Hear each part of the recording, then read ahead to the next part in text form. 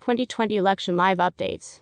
Biden campaigns in Florida as Trump declares he will return to White House. President Trump tweeted that he was leaving the hospital hours after his press secretary tested positive for the coronavirus.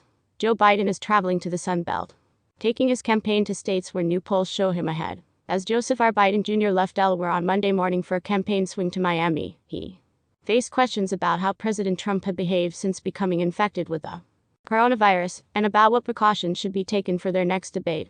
He declined to weigh in on Mr. Trump's decision to briefly leave Walter Reed National Military Medical Center on Sunday to drive past his supporters, an excursion that may have endangered members of his security detail and that runs counter to health guidelines, which call for sick people to isolate.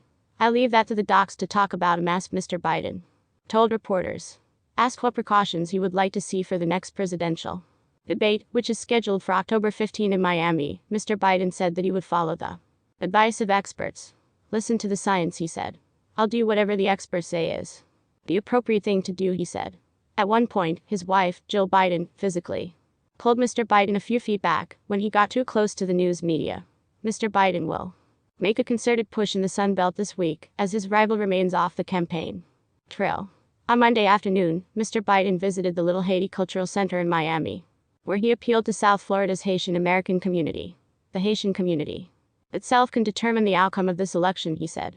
Later Monday, he was scheduled to give a speech about the economy in Miami's Little Havana and appear at an NBC News town hall. After his visit to Florida on Monday, he plans to make a joint appearance in Arizona with his running mate, Senator Kamala Harris, later in the week.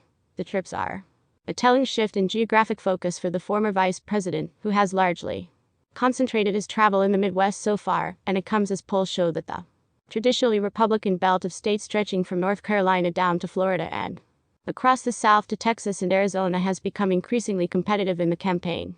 If Mr. Biden wants to assemble not just a winning map, but an electoral college landslide, these are the states he must bring into his column. Yet for the time being, Mr. Biden's activities are unlikely to command the national spotlight. In most places, the electorate may not process much else while Mr. Trump is battling the coronavirus, and while the president, his advisors, and his physicians continue to share partial, misleading, or false information about his condition. Mr. Trump's doctors have disclosed enough about the treatments he is receiving to indicate that he is dealing with a serious case of the disease, but not enough to really understand the state of his health.